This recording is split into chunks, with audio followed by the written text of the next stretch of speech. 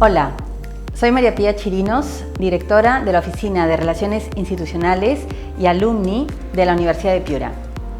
En esta ocasión queremos invitar a todos los egresados y a los amigos de la Universidad de Piura a las charlas virtuales gratuitas que estamos organizando desde la Oficina de Egresados.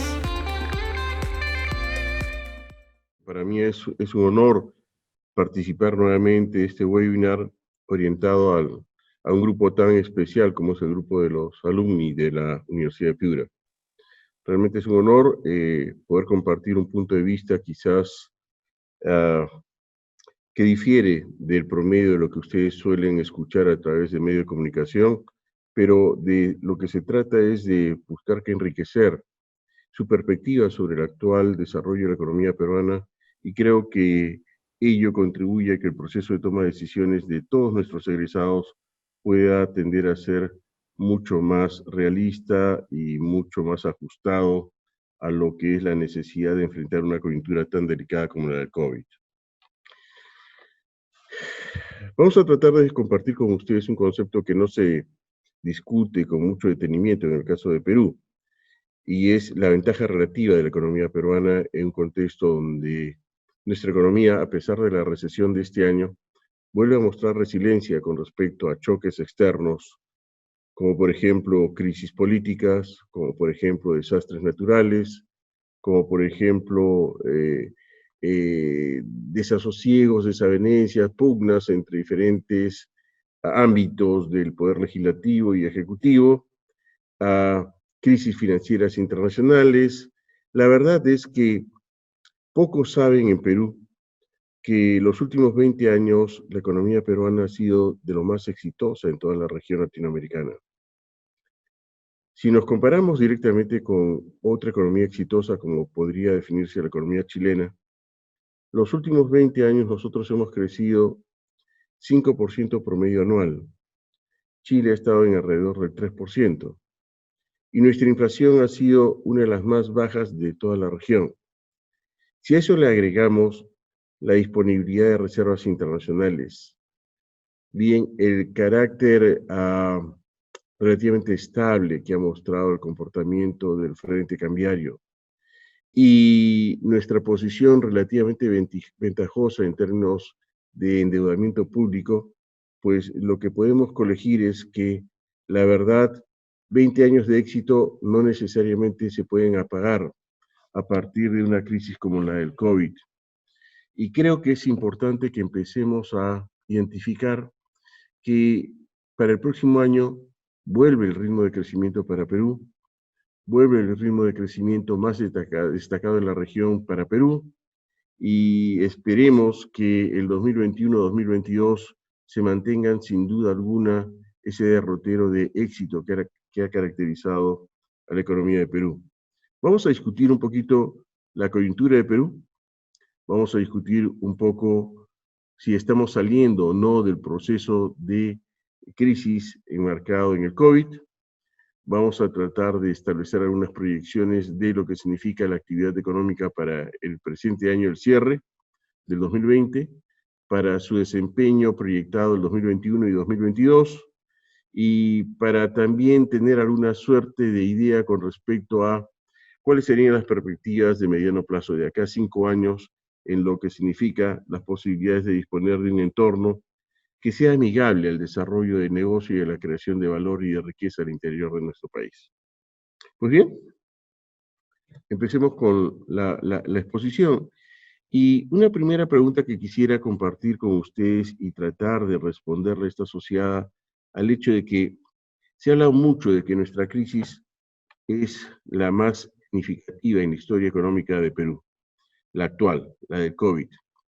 Y si revisamos en esta gráfica, por ejemplo, la evolución de los últimos 100 años en cuanto a variación del PBI, pues teniendo información oficial del Banco Central de Reserva, lo que podemos observar en ella es que se estima para este año una recesión de alrededor del 12%, se estima para el próximo año una recuperación de alrededor del 11% de expansión de crecimiento, y el 12% de decrecimiento de este año no es ajeno a cifras tan importantes en otros marcos temporales donde también hemos enfrentado crisis agudas importantes. Por ejemplo, la crisis del año 88 con menos 12.3% de contracción del PBI. Ustedes dirán, ¿similar a la que vamos a tener ahora? Yo diría que no, mucho más grave la que vamos a tener ahora, por una razón simple. El 12.3% de contracción está asociado a un decrecimiento del año 88, que se reitera también a nivel de 2 dígitos en el año 89, y que se reitera también en una recesión de manera secuencial y continua el año 90. Entre el año 88 y 90 tuvimos 3 años continuos de caída en la expansión del PBI, para ser más directo, de recesión abierta. Eso difícilmente va a ser superado por lo que hoy día estamos experimentando a nivel del COVID. Por lo tanto, yo diría que los peruanos ya tenemos experiencia de enfrentar grandes retos y no deberíamos vernos amilanados por efecto de la severidad del impacto COVID. Es una gran crisis, es una penosa crisis, pero a la cual vamos a salir, yo diría, progresivamente, sin ninguna duda. El año 83, el año particular que ustedes recordarán bien, asociado a lo que es el efecto niño, un grave efecto niño, trajo abajo nuestra economía en 10 puntos porcentuales, y la crisis y el crack de la bolsa de Nueva York el año 29, lo que se conoce como Gran Depresión de los años 30, marcó una contracción del PBI el año 30 de 10.2%. Grandes crisis hemos tenido por diferentes factores, y en todos ellos hemos superado la crisis con éxito. Punto 1, vamos a tener éxito también el próximo año, y estoy seguro que Perú va a volver a ser una de las estrellas de la región, sin duda alguna. En el recuadro con líneas discretas, punteadas, en vertical, ustedes pueden ver la evolución de 20 años de la expansión del PBI. Y lo que caracteriza esos 20 años es algo concreto. Ni un solo año de esos 20, de 2 décadas, dispusimos de recesión. Crecimos. A pesar de que hacia el año 2001 Perú trabajó sin un presidente porque armó sus maletas y salió del país, ¿de acuerdo? A pesar de que el año 2007 enfrentamos un severo terremoto en Pisco, y a pesar de que los últimos 4 o 5 años han sido bastante ruidosos en materia de inestabilidad política. Eso significa que 20 años de crecimiento a pesar de esas restricciones. Era casi imposible evitar la recesión de este año, se los tengo que manifestar con toda honestidad, por la misma naturaleza del COVID. Ello ha generado que más del 95% de las economías del mundo entren, al igual que Perú, en una franca recesión.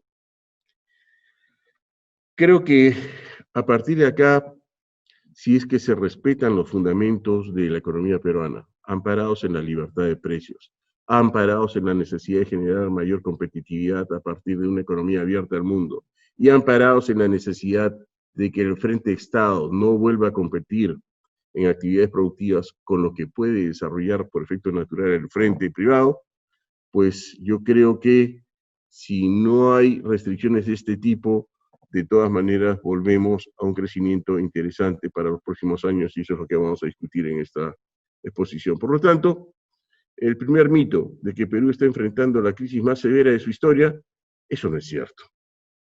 1. 2, que Perú va a enfrentar los próximos años problemas, retos, sin duda alguna, y tenemos retos estructurales tremendos, pero que vamos a seguir desarrollándonos en un contexto de recesión, eso tampoco es cierto. ¿Qué pasa con una variable que yo considero es crucial en el entendimiento de la actual coyuntura de la economía peruana? La variable asociada al frente fiscal y concretamente a la evolución del déficit fiscal y del endeudamiento público. Miren ustedes, si observan el gráfico de la izquierda, hay una variación significativa en cuanto al volumen de déficit fiscal que tendríamos este año, año 2020, que se estima en alrededor de 9 puntos porcentuales con respecto a nuestro PBI. El año 2019 nuestro déficit fue de 1.6 puntos porcentuales del PBI. Es decir, casi se ha quintuplicado la magnitud del déficit fiscal de un año a otro. Eso no es producto de la irresponsabilidad en el manejo ni disciplina fiscal por parte del Ministerio de Economía y Finanzas. Eso es el producto de lo que todas las economías del mundo han hecho este año en materia fiscal. Todas las economías del mundo frente al COVID, lo que han hecho es tratar de compensar el impacto recesivo del COVID y para eso han sido expansivos en materia fiscal. ¿Qué significa expansivos?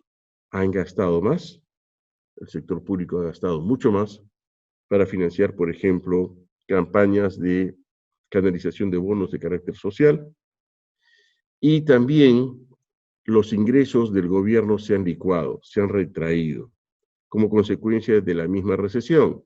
El nivel de actividad económica constituye la base elemental sobre la cual se puede recaudar. Si el nivel de actividad económica se deprime, el nivel de recaudación se deprime inevitablemente, ineludiblemente. Y eso es lo que ha pasado el año 2020, en Perú y en diferentes magnitudes en todo el mundo. El déficit fiscal esperado en promedio para el mundo este año es de 10 puntos porcentuales, por lo tanto, Perú va a estar en línea con el desbalance fiscal promedio mundial. Noten también que a partir del próximo año se retrae ese déficit, y por una razón simple. El origen del déficit fiscal es tremendo en cuanto a su causalidad del COVID, pero también tiene una segunda característica, es transitorio. En la medida que el próximo año empezamos a crecer, las arcas del Estado en términos de recaudación tributaria vuelven a recomponerse progresivamente. 1. 2. En la medida de que el Estado ya no tiene la premura, la urgencia de desarrollar campañas de expansión del gasto para compensar socialmente a parte de la población, pues en ese contexto los ingresos vuelven a regenerarse progresivamente y los gastos que fueron extraordinarios en el año 2020 empiezan a retraerse hacia el año 2021 y 2022. Eso hace de que haya una alta esperanza de que el déficit fiscal tienda a contraerse. Ahora bien, si es que el nivel de actividad productiva hacia los próximos años, como vamos a ver, marca un hito de una expansión promedio anual de 4 a 5 puntos porcentuales, como lo ha hecho históricamente Perú, bien, los últimos 20 años aproximadamente, pues bien, entonces no deberíamos tener problemas para progresivamente ir cerrando la brecha del déficit fiscal y con ello contribuir a una reducción nuevamente natural del indicador deuda pública como porcentaje del PBI. En el gráfico de la derecha ustedes pueden observar justamente el segmento de deuda de Perú asociado al sector público como porcentaje del PBI. Y el año 2020 sube la deuda, sin lugar a dudas se incrementa, y no debemos sobresaltarnos por esto, era esperado.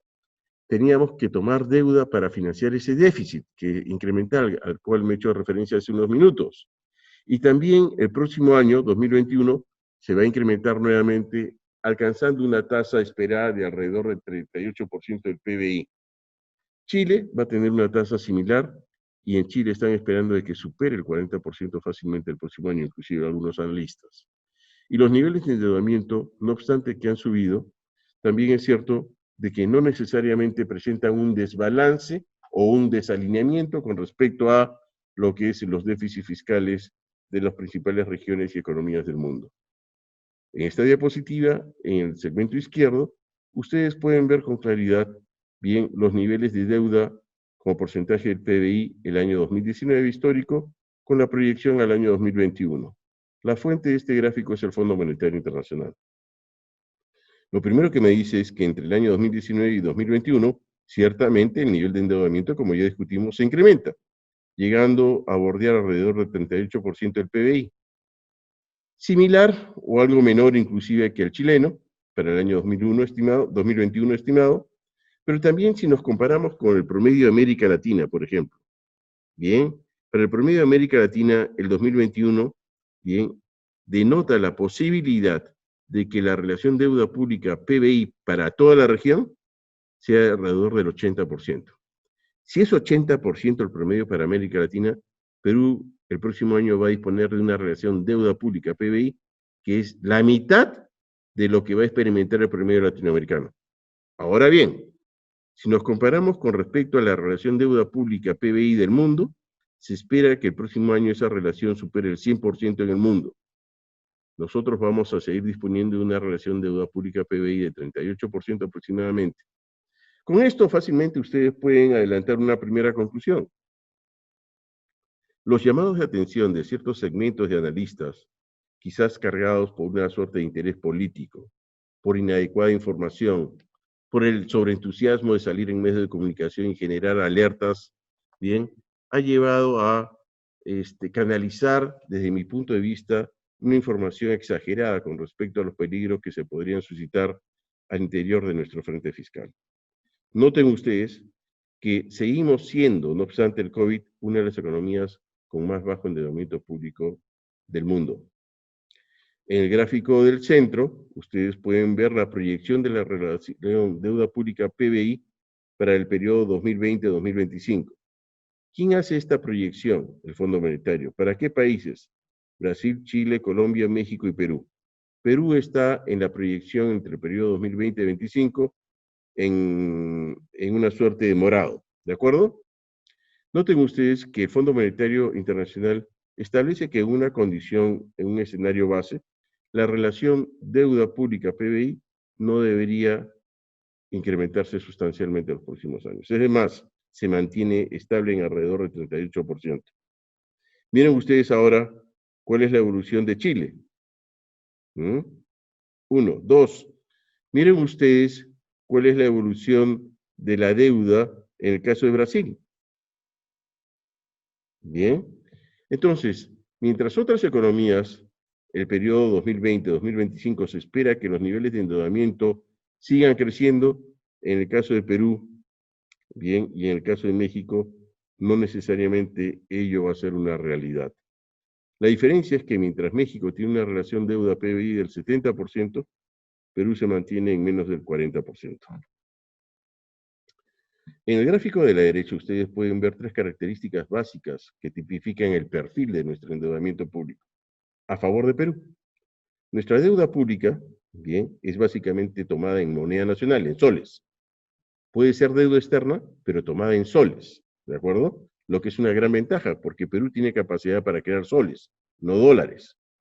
Uno. Dos, es una deuda que en un 90% se está tomando a tasa de interés fija. Es decir, si a futuro existiese una suerte de desbalance global en el frente financiero y subieran las tasas de interés a nivel mundial, Perú no se vería necesariamente muy afecto a ello porque gran parte de su deuda ha sido tomada, pactada a tasa de interés fija. Y finalmente, el periodo medio de nuestra deuda está por encima de los 11.9 años. Recientemente, la semana pasada, Perú colocó 4.000 millones de dólares en el mercado internacional. Los colocó, bien, de esos 4.000 millones de dólares, 1.000 millones de dólares los colocó a un periodo de 101 años. Nunca Perú había colocado a un plazo tan largo, 101 años. Mientras más largo es el plazo para cubrir una deuda a una tasa de interés módica, de alrededor de algo menos del 3% anual, pues la verdad es que las condiciones para presionar el flujo de caja para cerrar la deuda de Perú se diluyen. Por lo tanto, el plazo de nuestra deuda se amplía, la tasa de interés es pactada en términos de tasa de interés fija y gran parte de la deuda, no obstante pública, puede ser externa, es pactada en soles. Nunca hemos dispuesto ese perfil de deuda nosotros en Perú. Que Perú puede enfrentar problemas, ciertamente, como cualquier economía, pero Perú está dotada de una posición relativa ventajosa hoy en día en su frente fiscal. Esa es la conclusión real. Si hablamos del frente externo, tenemos que rápidamente, por ejemplo, en el caso de Perú, bien, hablar de la evolución de sus reservas internacionales netas. Y en el gráfico a la izquierda en barras, ustedes pueden ver cuál ha sido la evolución reciente del total de reservas internacionales netas que maneja nuestro Banco Central de Reserva. Primera observación, noten que entre el 2019 y 2020 proyectado, Perú, no obstante la crisis, el desempleo, la pobreza, la recesión, el nivel de reservas internacionales que administra nuestro Banco Central de Reserva se va a incrementar. Paradójico, ¿no? Pero extraordinario. No obstante la recesión, el Banco Central de Reserva va a tener más dólares con los cuales va a poder financiar, bien, del sector privado, transacciones de carácter comercial y transacciones de carácter financiero con el resto del mundo sin ninguna restricción de disponibilidad de divisas. Noten ustedes que entre el 2019 y 2020 se incrementa el stock de reservas internacionales de nuestro Banco Central en aproximadamente entre 5.000 y 6.000 millones de dólares. ¿A qué se debe esto? Algo excepcional. Se los explico rápidamente. Perú en los últimos años, en su sector público, fue acumulando un fondo para efecto de que el mismo sea utilizado en situaciones excepcionales por efecto de alguna suerte de desastre natural o una crisis internacional como la que estamos viviendo. Pues el fondo se llama Fondo de Estabilización Fiscal. Y previo a la crisis actual, ese fondo disponía de 5.000 millones de dólares. Ese fondo es de propiedad de todos los peruanos y es administrado por el Tesoro Público. Frente a las necesidades de cubrir un déficit fiscal holgado, como lo hemos tenido y excepcional este año, pues el MEF y el gobierno de Perú decidió utilizar esos 5.000 millones de dólares para financiar diferentes programas de carácter social que ustedes conocen bastante bien. Para eso, se acerca al Banco Central de Reserva y le dice, quiero cambiar estos 5.000 millones de dólares. El Banco Central de Reserva le da su equivalente al tipo de cambio en soles y al momento de comprar esos dólares forman ya parte de las arcas del Banco Central de Reserva. Por lo tanto, forman parte de las reservas internacionales netas, que nos van a servir para financiar comercio exterior, para financiar el frente financiero con nuestra relación financiera con el resto del mundo y para modular el comportamiento del tipo de cambio. Cuando hay presiones a la alza del tipo de cambio, lo que hace el Banco Central de Reserva es utilizar parte de sus reservas internacionales, ofrece en el mercado spot o en el mercado futuros parte de esos dólares y con ello tiende a achatar, tiende a amortiguar las presiones al alza del tipo de cambio, haciendo mucho más predecible y mucho más estable la dinámica del tipo de cambio en Perú. Eso es lo que, por ejemplo, se observa en el gráfico de la derecha. En rojo está la evolución del tipo de cambio en Perú frente a la evolución del tipo de cambio en Chile, Colombia y México. Noten ustedes, no obstante, el año 2020, bien,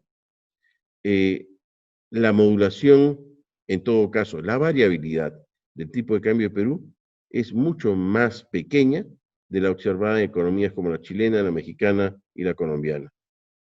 Nuestro tipo de cambio es menos volátil, es más predecible y ello le imprime una comodidad extraordinaria al frente productivo para efectos de seguir vinculándose al resto del mundo.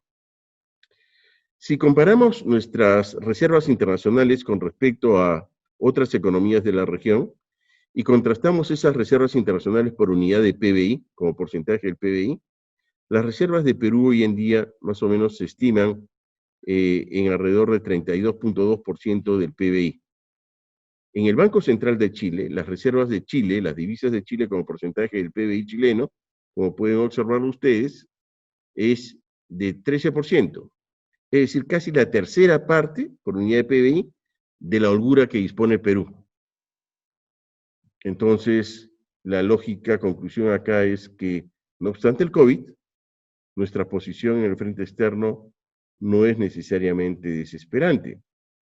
Y cierto que no lo es, porque uno de los grandes beneficios, o uno de los grandes puntos a favor de la economía peruana este año, está en que la desaceleración en la actividad de expansión del PBI chino va a ser mucho más baja de la que se esperaba en principio. Los analistas económicos esperaban que China este año crezca 1%, va a estar creciendo entre 2,5% y 3%. Solamente ese hecho de el mayor crecimiento esperado chino va a generar las posibilidades de que el principal demandante de metales del mundo, que explica casi el 50% de la demanda anual de todos los metales en el mundo, pues continúe generando presión a la demanda de los metales y por lo tanto los precios de los minerales este año no han caído, han subido. Por ejemplo, el precio del cobre. El precio del cobre está sobre 3.40 la libra de cobre. Bien, un nivel de cotización por encima del nivel pre-COVID y por encima del que tuvimos al cierre del año pasado. Nadie esperaba eso. Eso es un gran punto a favor de Perú. Gran punto a favor de Perú. Nuestra minería sigue produciendo, sigue vendiendo, recibe un mejor precio por su producto y eso tiene una secuela, un efecto multiplicador positivo en el resto de actividades. Por ejemplo, el nivel de recaudación tributaria. Solamente por ese hecho se amplifican los niveles de recaudación de nuestro fisco y con ello se acelera la reducción relativa del fuerte déficit fiscal que estamos experimentando el presente año. Segunda conclusión, además de tener un sector público donde la deuda es administrable, no obstante el COVID, lo que tenemos es un sector externo donde las reservas nos generan tranquilidad y confianza con respecto a lo que puede ser el futuro inmediato de la economía peruana. ¿Qué pasa con el nivel de riesgo soberano? Es decir, ¿cómo nos percibe el frente internacional frente al COVID? Nos choca el COVID, sabemos el impacto de ello en términos de recesión, en términos de desempleo.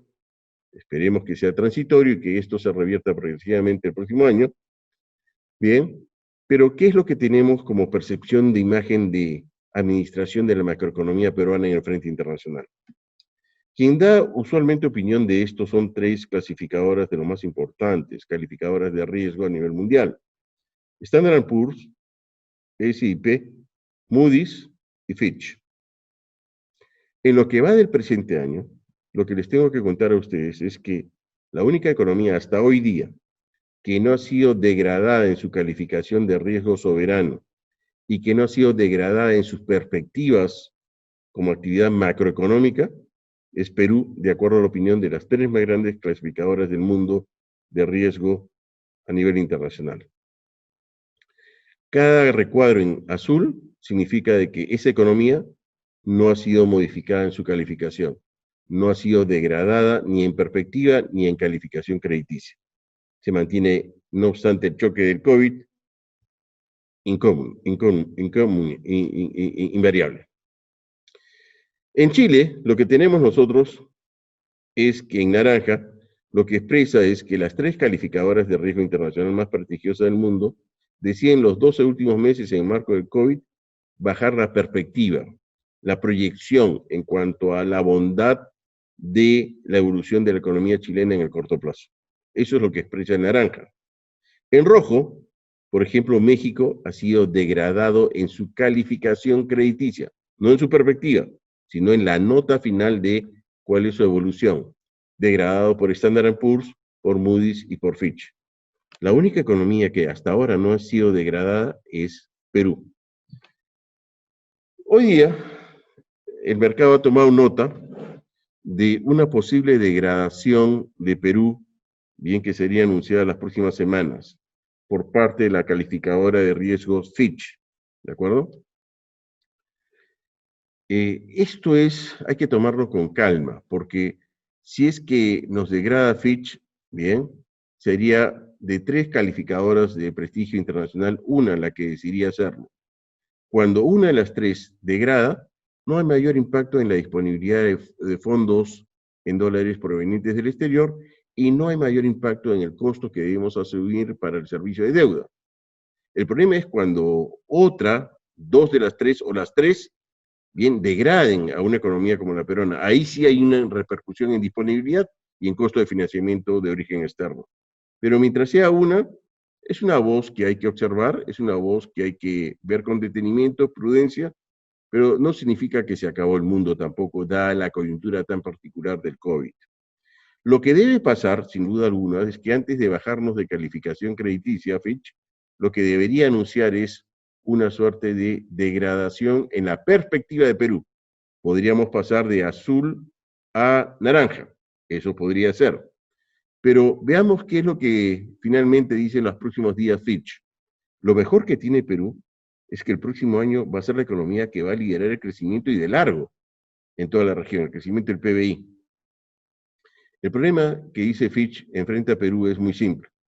Mucho ruido político y mucho entrometimiento del frente político en la estructura de gasto público.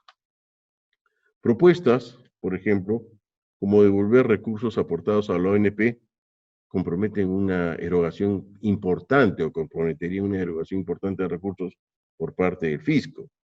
Propuestas como establecer controles a las tasas de interés podría mellar el nivel de actividad y expansión crediticia de nuestro frente bancario y microfinanciero a favor del sector productivo.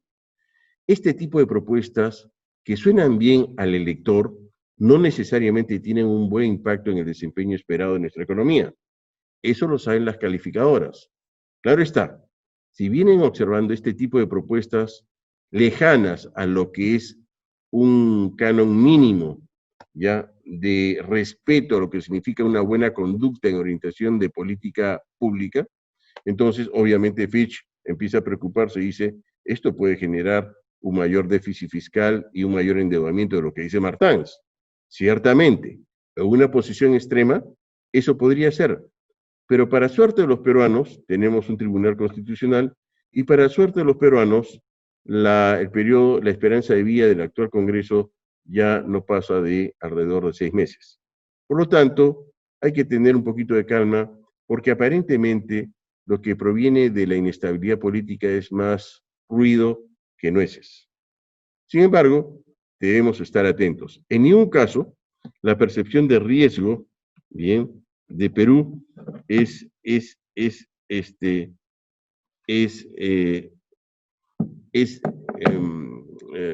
o se deterioraría de manera importante.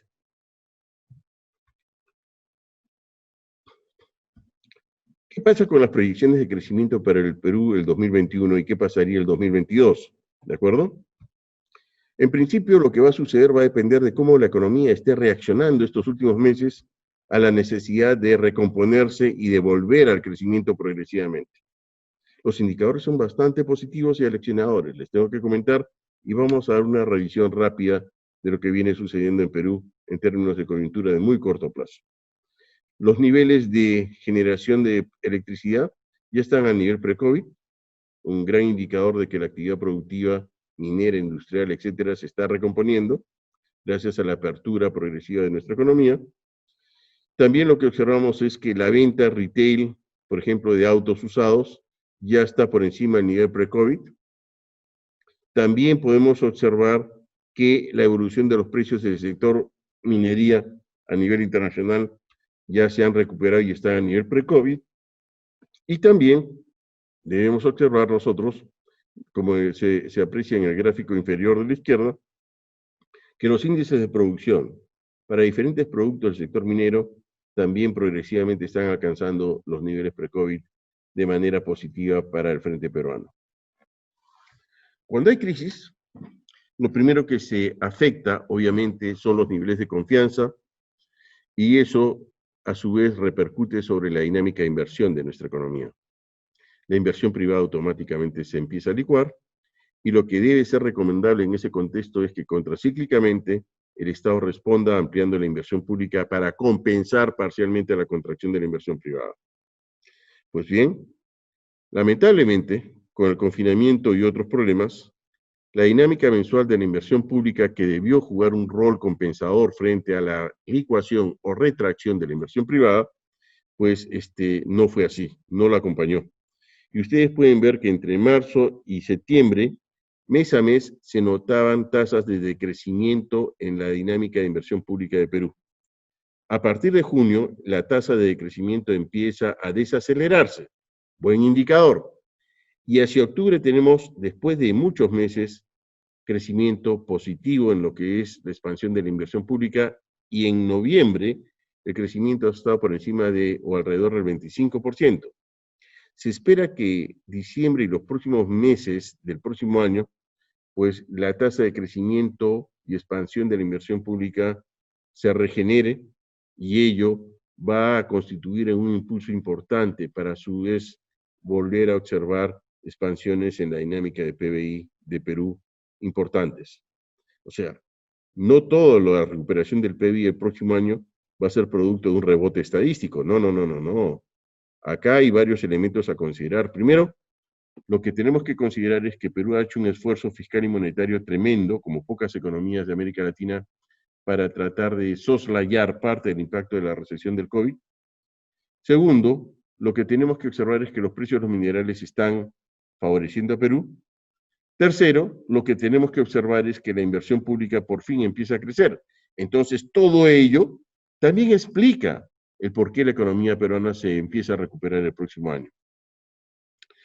En el cuadro superior de la derecha están las proyecciones en cuanto a expectativas del sector empresarial sobre la dinámica de producción, inversión, empleo, entre otras variables. En la parte central de este cuadro, bien, acá, bien, lo que nosotros observamos es la evolución del índice de expectativas del sector empresarial. Cuando el índice está por encima de 50 puntos, se señala, se concluye de que la expectativa es positiva. Cuando está por debajo de 50 puntos, la expectativa todavía es pesimista. Pero, por ejemplo, veamos la evolución de la expectativa de la economía peruana a 12 meses. En diciembre del 2019, antes del COVID, estaba en 61.5.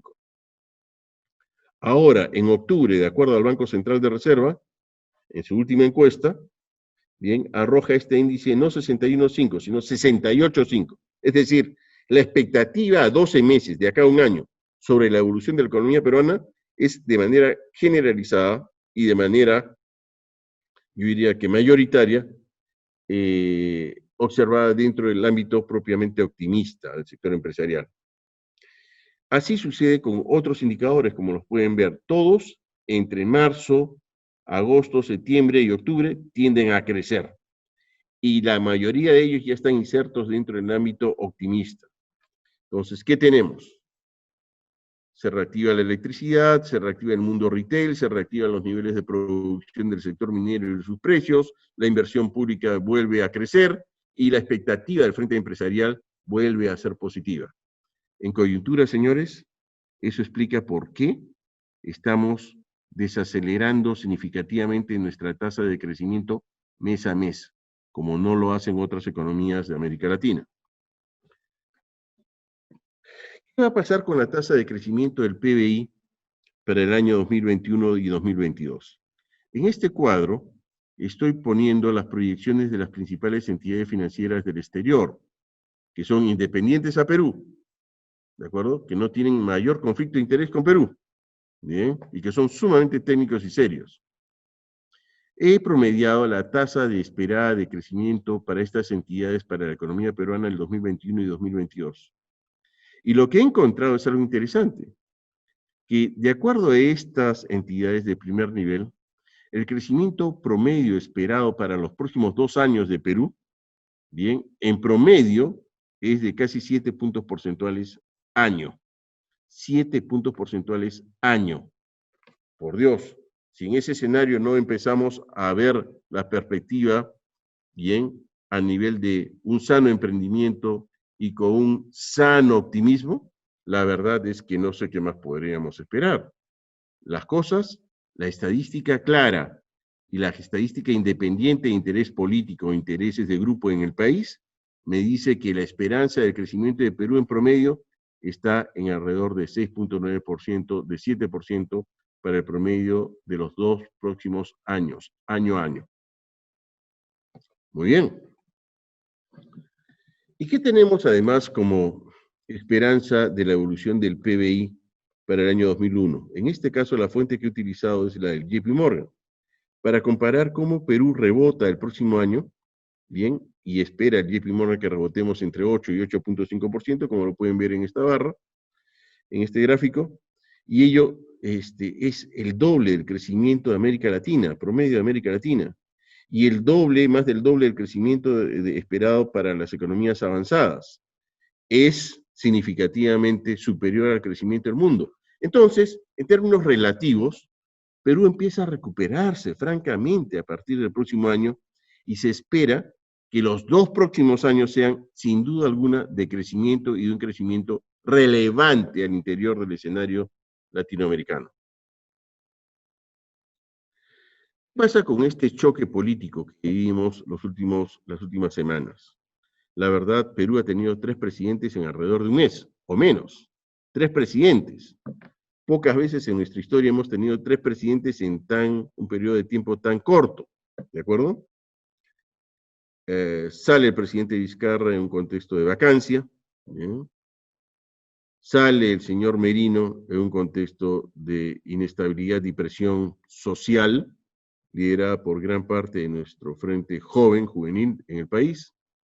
Entra el señor Sagasti, bien, auspiciosamente, y de repente pasamos de un escenario donde el tipo de cambio reflejaba alta volatilidad, donde la bolsa reflejaba alta volatilidad y donde la cotización de los valores de Perú o percepción de riesgo de Perú se deterioraban, de una semana a otra pasamos de un escenario negativo rápidamente a un escenario positivo. Cuando uno enfrenta crisis política, bien, la crisis política puede afectar evidentemente de manera negativa el comportamiento de nuestros principales indicadores macro. Pero si eso se revierte rápidamente, es decir, pasamos de Merino a Sagasti, eso se traduce en nuevas expectativas y una nueva visión y esperanza del Frente Nacional e Internacional sobre las posibilidades de recomposición de nuestro frente productivo. Eso es lo que se observa en estos gráficos. De repente el tipo de cambio saltó, entró Sagasti y volvió a la senda de la normalidad.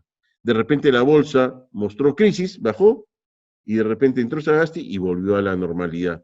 Y así sucesivamente. Cuando se evalúan crisis de este tipo, hay que saber diferenciar y hacerse la pregunta de si estas crisis tienen el carácter transitorio o no. En la medida que tengan el carácter transitorio, no afecta a la estructura y al fundamento de nuestra economía. Por eso que rápidamente se recompone la confianza en Perú, hay un reconocimiento internacional al mandato del señor Sagasti, y la confianza en Perú se regenera, y hoy día tenemos, yo diría, un nivel de percepción nuevamente relativamente estable. Preocupaciones en el frente político las hay, evidentemente. Cada sorpresa que emana de nuestro frente legislativo a nivel de propuestas que comprometen iniciativa de gasto, pues es un problema mayor. Pero observemos por qué nuestros congresistas hacen esto, si saben perfectamente que la Constitución les prohíbe iniciativa de gastos a ellos. ¿Por qué lo hacen? Por una razón eminentemente política y electoral. A ellos no les interesa si se ejecuta o no su propuesta. Lo que les interesa es que el gran elector, bien, opine a favor de ellos para luego hacia abril disponer de una masa electoral mucho más a su favor. Entonces, no se está pensando en Perú, no se está pensando en su economía, se está pensando exclusivamente en cómo tomar el poder. Y eso es lo más decadente y deprimente para un escenario de una economía que demanda de tanta madurez, de tanta seriedad, de tanto tecnicismo y de tanto éxito como la economía peruana. La verdad es que, no obstante los golpes del frente político, Perú sigue recuperándose mes a mes, como han visto, en términos de sus principales indicadores macro, y se sigue con la expectativa a nivel internacional de que Perú nuevamente lidere el crecimiento de la región los 2 próximos años, sin duda alguna. En el mediano plazo, ¿vamos a crecer? Esto yo creo que es clarísimo. De acá a los próximos 3, 5 años tenemos mucha probabilidad de crecer. Primero porque el sector minero es un mar infinito de oportunidades de desarrollo de nuevos proyectos. Y para que se desarrollen nuevos proyectos en el sector minero, hay que generar sosiego en el frente social y en el frente medioambiental, pero cada vez que los precios de los minerales suben, la inversión minera en Perú empieza nuevamente a acelerarse. Pues bien, eso es lo que se espera en un contexto de precios minerales a favor de Perú los próximos años. Se mantienen esos precios, debemos esperar que la inversión se dinamice. Y en un contexto donde tenemos no 3 proyectos en línea o en fila que esperan para su ejecución, tenemos más de 50, 60 proyectos por más de 50.000 millones de dólares, bien para los próximos 20 años, de tal manera que no deberíamos perder de vista la posibilidad de seguir ampliando la producción minera y de seguir generando interés para el desarrollo y ampliación de la inversión minera en los próximos años. Se habla de Mina Justa, se habla de Quellaveco, se habla de Toromocho, 3 proyectos importantes. Estos 3 proyectos deben concluirse hacia el 2023, los 3, y deben generar a partir de ese momento expansión en la dinámica de producción y exportación de minerales. Hasta ahora lo que hacen es año a año contribuir con una cuota de expansión de la inversión en el sector. que esa misma se tiene que regenerar más sin duda alguna. Pero soy optimista porque pienso que si los precios de los minerales acompañan a favor de Perú, los próximos años la inversión minera se va a regenerar significativamente, independientemente de los problemas sociales y de los problemas medioambientales que dispongamos. En el lado derecho del gráfico ustedes pueden observar algunos proyectos emblemáticos de Perú, la línea 2 del metro, que ya está a más del 30% de avance y que se espera por fin de que solucionados algunos problemas de licenciamiento y administrativos tras su desarrollo, ¿no? Ya en los próximos 3, 5 años este proyecto realmente concluya. En lo que significa desarrollo portuario tenemos 4, 5 proyectos. Ustedes pueden ver ahí el proyecto de Salaberry, San Martín, Chancay, el Muelle Sur. Todos ellos importantes proyectos. El que podríamos destacar más en todos estos es el proyecto de Chancay, del megapuerto de Chancay. Solamente este proyecto compromete más de 3.000 millones de dólares de inversión. Para que tengan ustedes una idea, Tía María es 1.500 millones de dólares de inversión. Imagínense la magnitud de este proyecto. Este proyecto, una vez que concluya, se espera alrededor de 3 a 4 años, pues lo que va a generar es que Perú disponga del puerto más moderno y más estratégicamente bien ubicado de toda la región de la costa del Pacífico de América del Sur. Entonces, la verdad es que la cara cambia de Perú. Vamos a tener más alternativas y más eficientes para efecto de sacar nuestros productos de aportación al exterior, vender nuestros productos minerales al exterior. Es una obra realmente emblemática y yo los invito a que, si tienen la oportunidad de visitar ese proyecto, es extraordinario realmente. El proyecto de Jorge Chávez, que es un proyecto largamente esperado, por fin, en lo que significa su segunda pista, ya está destrabado, bien, y un proyecto de 1.200 millones de dólares. En su segundo terminal hay algunos problemas también de carácter de licenciamiento que superar, pero debemos esperar de que los próximos 3, 4, 5 años esto nos lleve a disponer nuevamente de un aeropuerto de nivel de clase internacional, de tal manera que el Dorado de Colombia no nos quite mercado, que es un importante también aeropuerto al interior de la zona sudamericana. Algo que quería compartir con ustedes breve y rápidamente es la evolución de nuestro sector agroexportador, por una razón simple. El principal producto de exportación de Perú es el cobre, 30% de las exportaciones totales. El segundo, oro, hoy día más o menos 18% de las exportaciones totales. El tercero es un grupo de productos, ¿saben cuál? La agroexportación. El año 2001 la agroexportación pesaba menos del 5% del total de las exportaciones del país. Hoy día está por encima fácilmente del 12% de las exportaciones del país. Es decir, como grupo, la agroexportación es una realidad en nuestro país. Estamos enfrentando problemas de carácter laboral, problemas de carácter político, social, al interior del Frente Agroexportador, pero esperamos de que ese tipo de problemas sean problemas de carácter coyuntural y las ventajas relativas que enfrenta el sector nos sigan deparando, yo diría, éxito y bonanza a favor de todos los peruanos. En el gráfico superior de la izquierda, ustedes pueden ver la pendiente de la curva en rojo, que expresa lo exponencial del crecimiento de nuestras exportaciones en el frente agroexportador. En el lado derecho, ustedes pueden ver que los 5 principales productos de agroexportación de Perú, que va desde uvas hasta quinoa, tienen una ubicación, colocan a Perú dentro de los 5 exportadores más importantes del mundo. En el gráfico inferior de la izquierda, ustedes pueden ver en barras en rojo la participación del sector agroexportación en la generación de divisas del sector no tradicional de Perú, de exportaciones no tradicionales. El año 2009, el sector agroexportador explicaba el 25% de las exportaciones no tradicionales de Perú. No tradicionales. Ahora está explicando más del 50%.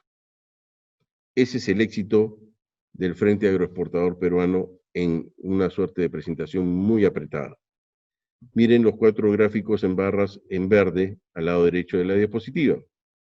Pueden observar que, por ejemplo, los niveles de productividad de Perú son excepcionalmente holgados, de lo mejor del mundo. En quinoa, por ejemplo, mientras que los niveles de rendimiento de productividad tonelada por hectárea en el mundo promedio es 0.8 toneladas por hectárea, bien, el rendimiento peruano está en 1.2, el rendimiento de Egipto, que es la economía de más alto rendimiento en el mundo, está en 1.8, pero regiones como Arequipa tiene 3.4 toneladas por hectárea de producción, es decir, Arequipa es la región de más alta productividad del mundo en lo que significa producción de quinoa. En mango, algo similar, el rendimiento mundial promedio es de 8.6 toneladas por hectárea, el rendimiento peruano es de 16.9, perdón, el crecimiento de Israel, que es la economía, el país que tiene más alto rendimiento promedio en mango del mundo, 22.5 toneladas por hectárea, y Piura tiene un rendimiento mayor que Israel, 23 toneladas por hectárea. Extraordinario, ¿no? En espárrago, nuevamente destacamos como el país de más alto rendimiento de espárrago, 11.8 toneladas por hectárea, y regiones como La Libertad tiene 13.4. Rendimiento o productividad de uva, pues el rendimiento de Perú es el de los más altos del mundo a nivel productividad, 24.7 toneladas por hectárea, y el rendimiento de Piura es 47.9. Miren ustedes ese rendimiento. En el mundo el rendimiento promedio es 10.9. En Piura, 47.9. Díganme si esta tierra no está bendecida por Dios. Es espectacular lo que tenemos en el frente agroexportador como éxito. Pero mucho más espectacular es el hecho de que una vez que se activen grandes proyectos de irrigación pendientes de conclusión, como por ejemplo Chavimochic 3, Majesiguas, Olmos, bien, entre otros, estos en la zona de agroexportación costera de Perú van a ampliar la frontera en aproximadamente 200.000 hectáreas más. ¿Se imaginan una vez que estén estos grandes proyectos de irrigación operando, cuál va a ser la ubicación y cómo va a destacar la economía peruana en el mundo a nivel de exportación del frente agroexportador de Perú? Realmente lo que le espera a Perú en el mediano plazo es, si las cosas se hacen medianamente bien, excepcionalmente positivo. Excepcionalmente positivo. Por lo tanto, nuestro mediano plazo no es malo. Lo que podemos nosotros discutir es nuestro largo plazo. Y ciertamente el largo plazo está puesto en tela de juicio, porque somos una economía donde el sector estatal está altamente desorganizado, sobredimensionado y es reconocidamente súper ineficiente. En ese contexto, seguir generando riqueza en el frente privado sin el acompañamiento apropiado del sector público en el largo plazo va a ser un problema. En una economía como la peruana, carente de institucionalidad, ¿de acuerdo? Entonces también es difícil hacer predecible la labor de desarrollo e inversión en el frente privado. ¿Y qué significa carente de predictibilidad por escasa institucionalidad? Un ejemplo simple y breve, ¿de acuerdo? Nuestra Constitución no aclara qué es incapacidad moral permanente para vacar un presidente en Perú, ¿de acuerdo? Al no aclararlo, la interpretación es política, y al ser la interpretación política, cualquier Congreso de este Perú, por cualquier elemento, puede interpretar con sesgo bien qué es incapacidad moral permanente y sacar al presidente de turno. Esto le genera mucho ruido a nuestro frente gubernamental y político. Esto no contribuye ni genera espacios como para generar riqueza en el mediano y largo plazo. Esto va a tener que ser modificado de la Constitución, sin duda alguna, bien, en la próxima administración legislativa o a través de un gobierno constituyente, de una asamblea constituyente, perdón. Ya veremos qué solución le da el Frente Político de Perú, pero en ese contexto el largo plazo no es realmente lo mejor para nosotros, a menos que esto se modifique. Y luego tenemos deficiencias que limitan nuestro largo plazo por efecto de la carencia de una apropiada infraestructura que existe en Perú.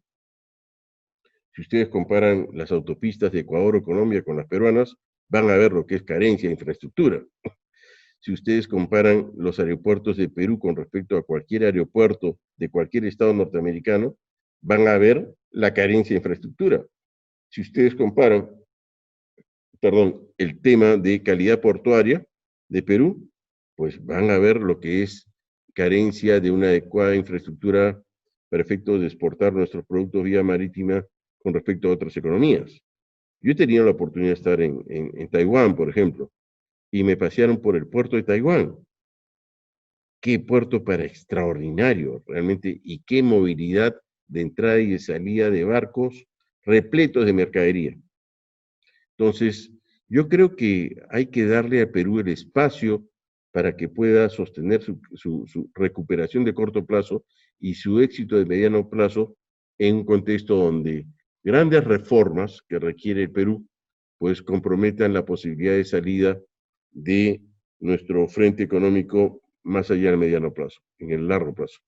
Y para eso el consenso y la madurez del frente político, empresarial y de todos los frentes sociales de nuestro país va a ser absolutamente necesario.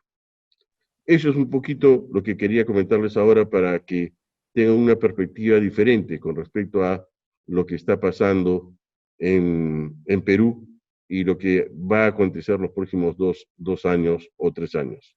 Yo no veo de manera negativa la dinámica de Perú. Va a haber riesgos. Cuando me dicen, va a haber riesgo político, mi respuesta es, hace 200 años tenemos riesgo político. ¿De acuerdo? Cuando me dicen, puede venir un maremoto, un terremoto, hace 200 años vivimos con esos riesgos y los hemos enfrentado exitosamente.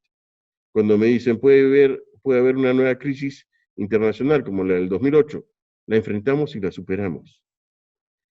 Más que ver el lado negativo de los desastres que podemos enfrentar, veamos el lado positivo y cómo salimos y cómo podemos salir de cada uno de ellos. Y el Perú es grande y creo que vamos a tener grandes oportunidades de éxito todos los peruanos. Eso es un poquito lo que quería compartir con ustedes, Roger, a disposición de ustedes. Muchísimas gracias por tu presentación, Juan José, y pasamos a algunas preguntas que nos han dejado los asistentes. Encantado.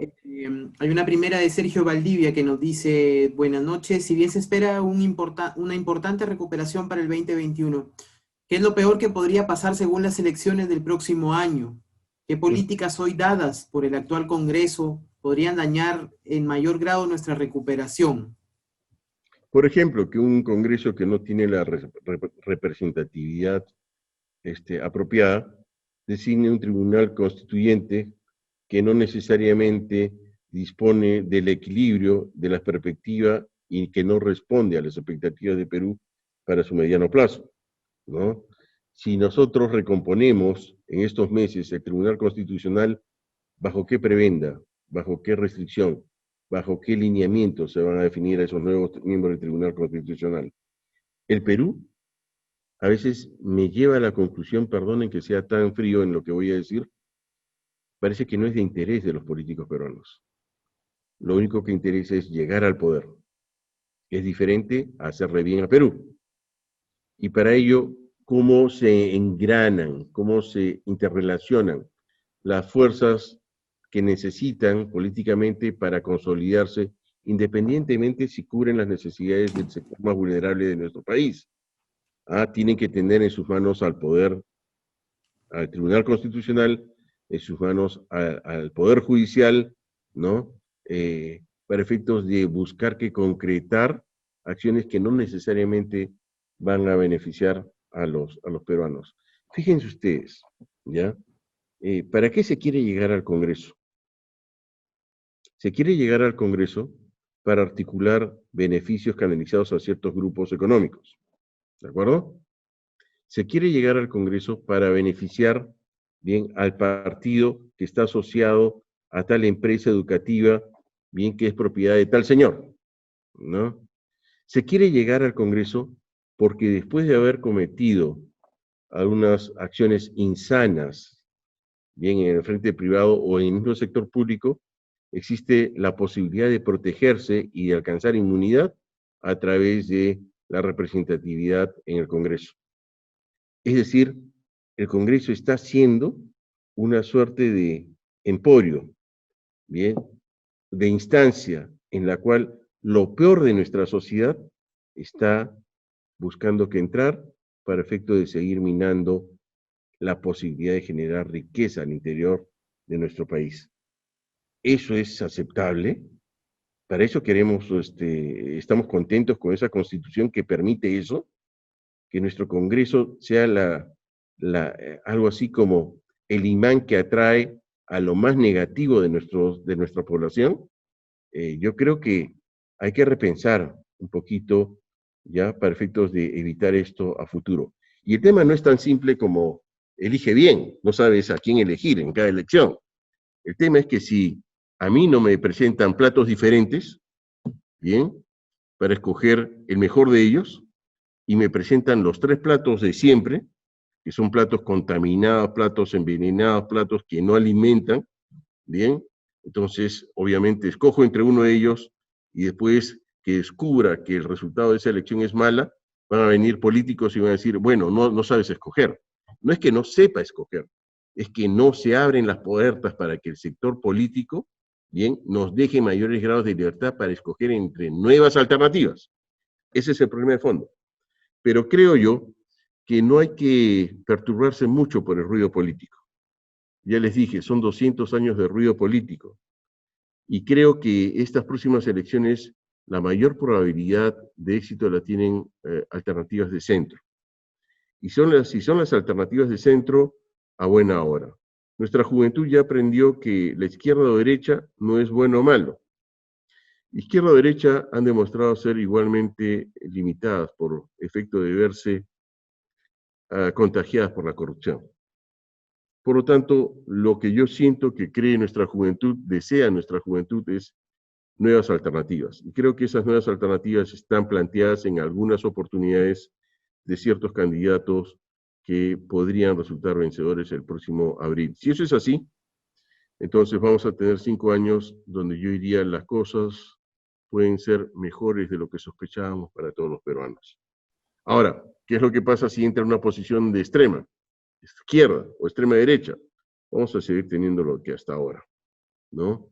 Realmente podredumbre, realmente mediocridad, realmente limitaciones para seguir generando políticas que permitan incremento de bienestar para gran parte de nuestra población. Lo más lamentable de un político corrupto es que le quita oportunidades de desarrollo a los más pobres del país.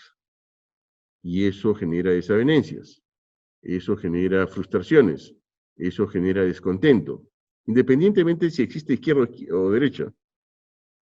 Por lo tanto, hay que repensar al Perú en términos de buscar que los líderes de nuestra gobernanza sean por lo menos gente con un nivel de calificación técnica media y con una suerte de intachabilidad moral extrema, ¿no? Si hay gente honrada, yo creo que empezamos a construir en el Perú. Eso es lo que espero.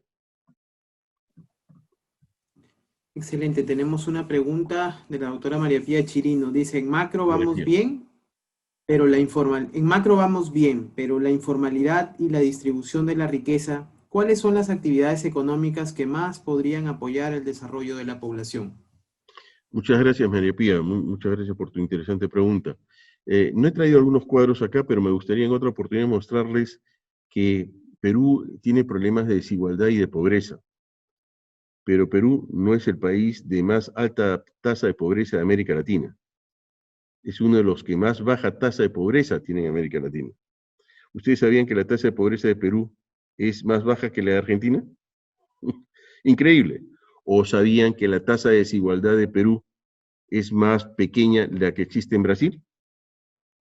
Perú tiene problemas de desigualdad y de pobreza, sin duda alguna, pero no es lo que en principio piensa, siente o cree el promedio de la población. Es decir, tenemos deficiencias hasta para comunicar cuál es nuestro real estadio en estos indicadores sociales fundamentales. No sabemos comunicar cuál es la naturaleza de nuestra problemática. No sabemos comunicar cuáles son los bastiones de éxito potencial para Perú, en términos de producción, por ejemplo. No sabemos valorar el éxito que tenemos en ciertas actividades. Si no nos conocemos, ¿cómo vamos a valorarnos realmente? Entonces, yo creo que queda una tarea en la cual María Pía es especialista, ¿no? A nivel gubernamental, de comunicar. Comunicar qué deficiencias reales tenemos, cuál es nuestra situación relativa con respecto a otros países, qué acciones vamos a tomar, bien, qué vamos a hacer para efecto de buscar que homogenizar lo que es oportunidades al interior de nuestra población, cómo debemos mirarnos al espejo y vender nuestra imagen. Con los programas de noticieros de televisión que tenemos, la verdad es que cualquiera se deprime. Bien, ¿cómo es posible que haya esta suerte de onda delincuencial y de inseguridad tan grave en Lima y en el país? ¿Cómo es posible que un muchacho ya de menos de 18 años sea capaz de agarrar un arma y quitarle la vida a un semejante sin mayor razón? ¿Y cómo es posible que no haya leyes que puedan, o no hay un marco apropiado como para que esto vaya revirtiéndose progresivamente? Es increíble cómo este país puede seguir creciendo y tiene esperanzas de crecimiento en este escenario de desorden total, ¿no? La verdad es que a veces pienso que lo que le falta a nuestros gobernantes es carácter y disciplina. Y lo que le falta a ese gobernante es estar acompañado de un Congreso que no lo estorbe. Por lo tanto, si el próximo año tenemos un gobernante medianamente sano, bien, que es una nueva figura y que logra mayoría en el Congreso, yo creo que el Perú puede empezar a cambiar significativamente para bien. El Perú necesita oportunidades homogéneas para todos sus pobladores, necesita justicia para todos sus pobladores, necesita salud, educación para todos sus pobladores, necesita infraestructura, y no las tenemos por una sola razón. La corrupción se encarga de quitarnos oportunidades para alcanzar estos ambientes que son súper necesarios, súper urgentes al interior de nuestra población. Yo creo que la tarea va a ser difícil, pero no imposible. Sigo teniendo fe de que el próximo año el resultado va a ser positivo, que Dios nos va a iluminar y que vamos a seguir construyendo progresivamente éxito y bienestar para todos nosotros. Lo más lamentable es que en nuestro país no hay político pobre, ¿de acuerdo? Eso es increíble, ¿no? No hay juez pobre. Este señor que está en Madrid, tiene una casa en Madrid, tiene una casa en Miami. Oigan, ¿cómo es eso posible? ¿Ya? Yo tengo un ingreso mayor al de un juez de la Suprema, ¿de acuerdo? Y mi presupuesto no me da para tener un departamento en Miami y uno en Madrid. No me da, absolutamente no me da. ¿Cómo es posible que este señor tenga eso sin justificarlo? Esto realmente genera disconfort, genera frustración, genera descontento. En fin, Roger. Claro que sí. Tenemos una pregunta de Mela Salazar. Nos dice, doctor Martans, ¿qué opina sobre la nueva forma de contrato de gobierno a gobierno con el que se va a sacar adelante la reconstrucción con cambios en el norte del país? Y hace un comentario, ¿no? El nivel de nuestra inversión en obras públicas, ejecución y contrataciones son muy deficientes. Es correcto. Entiendo que por eso se ha tenido que acudir a gobiernos extranjeros para obras integrales. ¿Qué Sí, opina fíjate, de esta nueva forma de contratación G2G? totalmente de acuerdo con la opinión y con la pregunta, con el sentido de la pregunta, ¿no? Si tú observas el nivel de ejecución de la inversión pública promedio anual los últimos 10 años, ya no alcanza el 75%.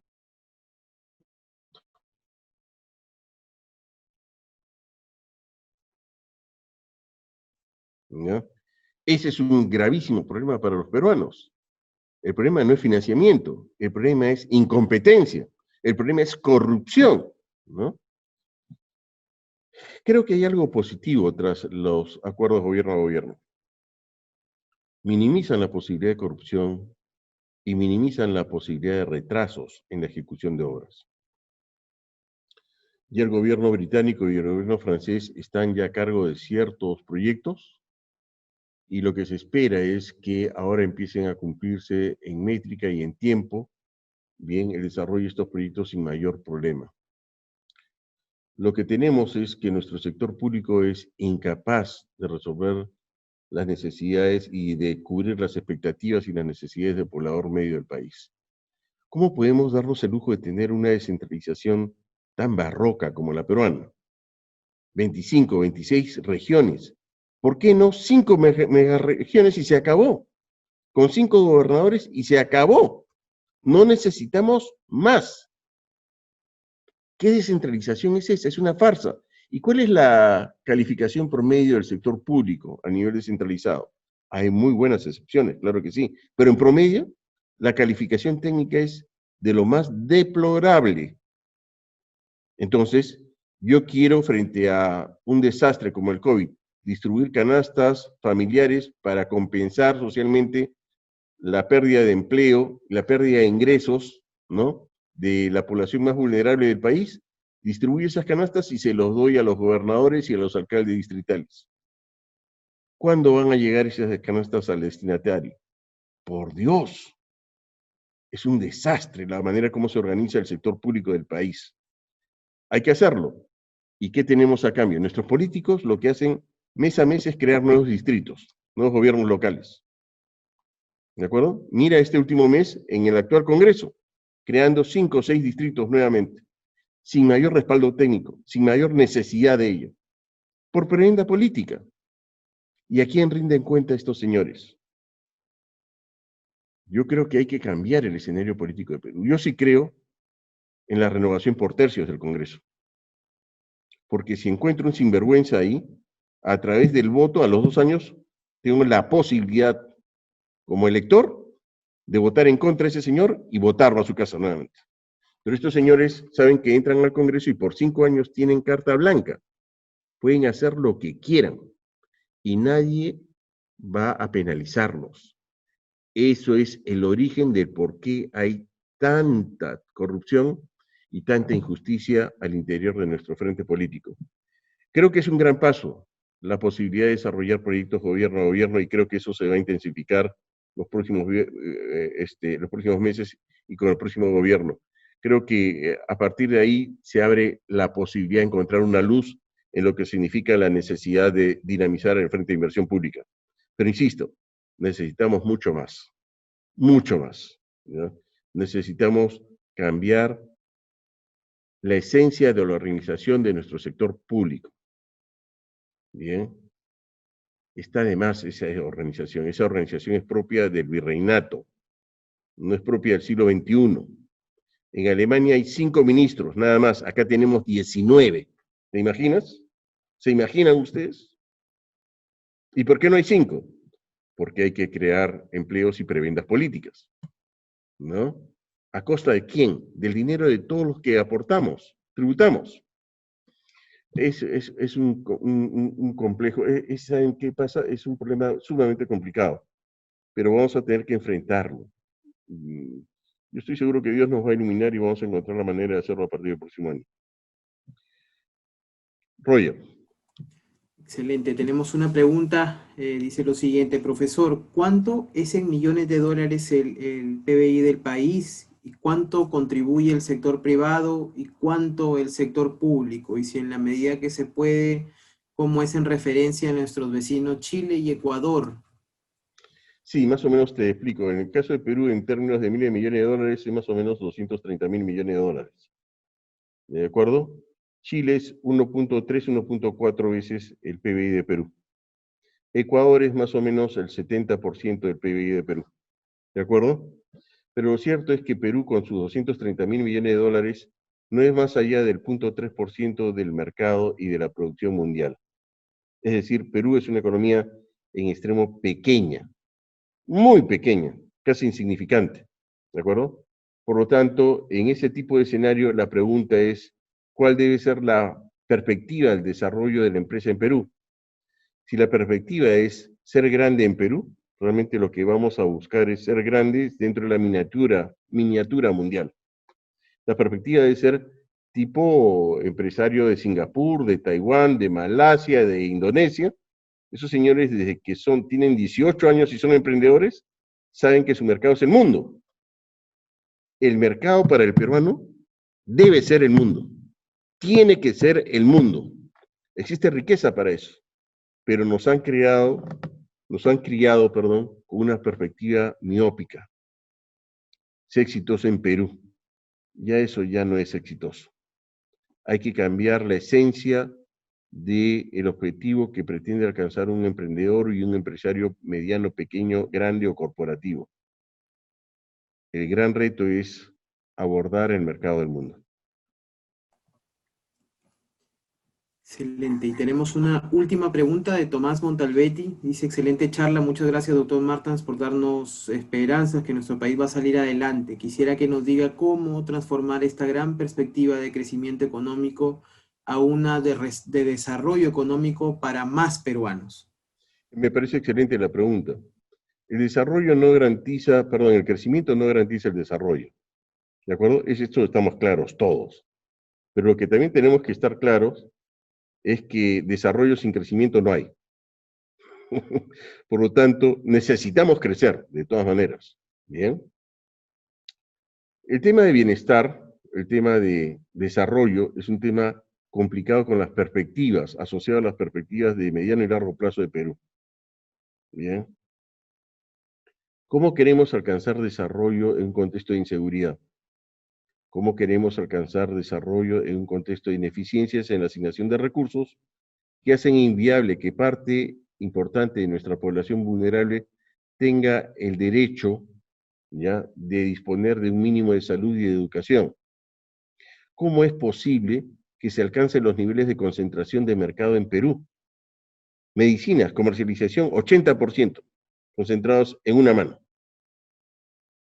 Cuando se suscitan esas posiciones extremas, es que el Estado no está funcionando bien. Es que los reguladores no sirven para nada. Es que las leyes no sirven para nada. Alguien se está saltando a las leyes, a los reguladores, y hace lo insospechado en Perú. ¿Ustedes creen que en Alemania las medicinas van a estar concentradas en comercialización en una sola mano? ¿La leche en dos manos o en una mano? ¿Creen eso? Hasta la cerveza en Perú está concentrada en una mano. Oigan, por Dios, cuando sucede esos niveles de concentración, ello en cualquier economía social del mercado es inaceptable. En cualquier economía seria del mundo es inaceptable. ¿Cómo se logra eso en Perú? Gracias a la posición promercantilista de cierto segmento de nuestro empresariado, que felizmente es pequeño, pero pesa mucho, ¿no? Y eso pues genera distanciamientos entre lo que es expectativa de nuestra población y resultados a favor de esa misma población. Alguna vez creo que les conté a ustedes también algo que para mí es interesante. En la escuela de dirección en el PAT, que es Universidad de Piura, gracias a Dios, alguna vez discutiendo con grandes empresarios, de los más seniors del país acá, en nuestras aulas, ¿ya? Discutíamos estos problemas de bienestar, de largo plazo en Perú, ¿ya? Y les decía, ustedes cada 5 años están preocupados, ¿no? Sí, están preocupados de la posibilidad de que el frente político lleve al poder a una posición de extrema izquierda, ¿no? Sí. ¿Saben cuál es el principal socio de esta gente extremista a nivel izquierdo? ¿Quién es el principal alimentador de ellos? No. Mi respuesta fue, ustedes. ¿Cómo es posible, ¿no?, de que nos saltemos la valla de lo que requiere el mercado para construir un escenario económico financiero en extremo concentrado, en extremo oligopólico? ¿Cómo es posible que el frente empresarial ya tenga ligazones extramercado con el frente político del país?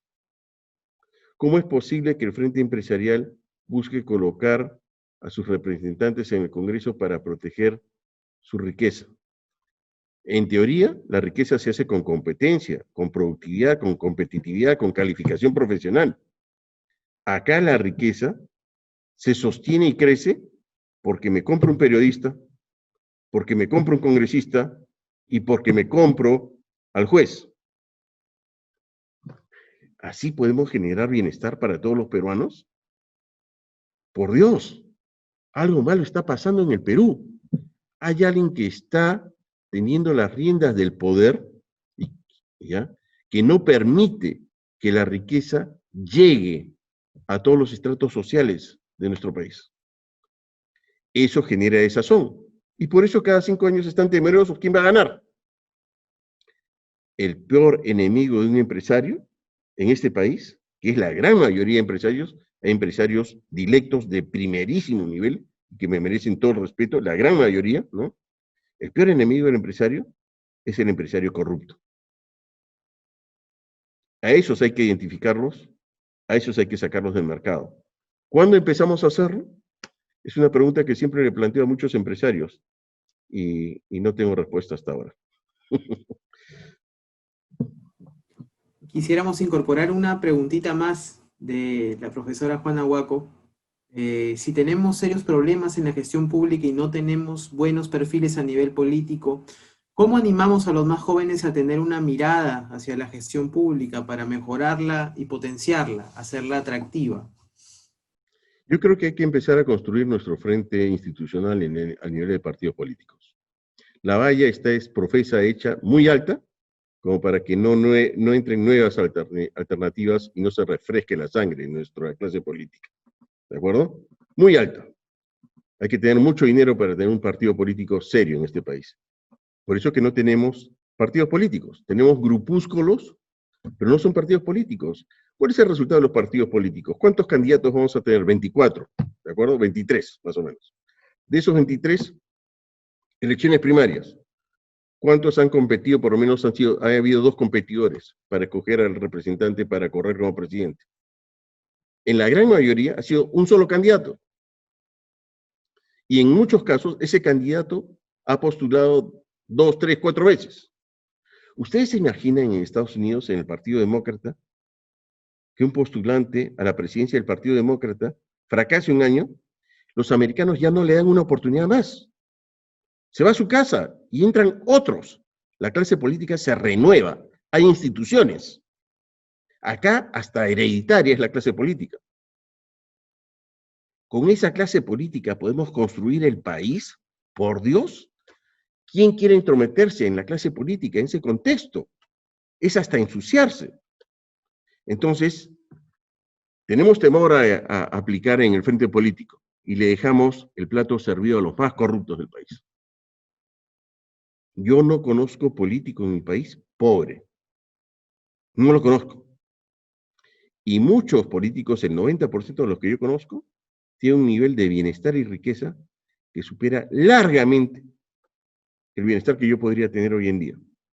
Trabajando en 5 empresas, bien, desarrollándome en 6 lugares, ¿no? Y tratando de llevar lo mejor para mi casa.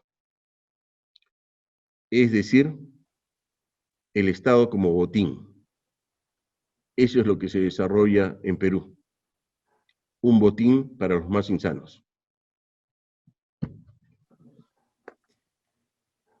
Una última corta, bastante técnica. ¿Cuánto es la brecha de infraestructura en el Perú actualmente y con los proyectos en marcha? ¿A cuánto podría ascender los próximos años? Se estimaba en un momento dado de que la brecha de infraestructura bordeara los 160.000 millones de dólares de acá a los 10 o 15 próximos años, ¿no? La verdad es que es tremenda, y si tú miras en el sector transporte es inmensa, se concentra fuertemente, ¿no? Entonces, yo te diría, ¿cuánto es 160.000 millones de dólares? Es más o menos el 60-70% de nuestro PBI, 60% de nuestro PBI. Imagínate lo que tenemos que desarrollar en Perú.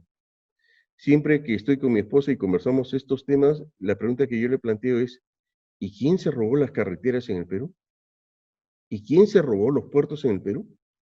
¿Y quién se robó la seguridad en el Perú? Yo me pongo en la posición de un necesitado en mi país, ¿ya? Y yo les digo con toda honestidad, yo los entiendo por qué de esa desazón, por qué de esa frustración, porque lo que ellos no desean es que les regalen cosas, lo que quieren es tener oportunidades. Y si no tienen oportunidades para educar a sus hijos, ¿no es natural que se sientan resentidos con la sociedad y con el país? Y si no tienen la oportunidad de salvar de una infección la vida de sus hijos, ¿no es natural que se sientan resentidos con el país? Es humano, por Dios. Esto no es un tema de izquierda o de derecha, es un tema de humanidad. Y creo que vamos a tener que repensar al país de alguna manera. Dios nos va a iluminar, estoy seguro. Yo les agradezco mucho a ustedes por este tiempo y perdonen por las limitaciones propias de mi persona, pero espero con toda honestidad de que los próximos años sean de éxito para Perú. Deseo eso. Ya basta de pensar mediocremente en el Perú. Hay que pensar y construir este país y esta sociedad en función de la cultura del éxito, no del fracaso. Profesor, muchísimas gracias por acompañarnos en la última edición del año de los webinars de la Oficina de Graduados de la Universidad de Piura. Encantado de hacerlo. Que Dios los bendiga a todos, que tengan una linda Navidad, que tengan un gran año 2021 y que tengan un gran siempre. Dios los bendiga.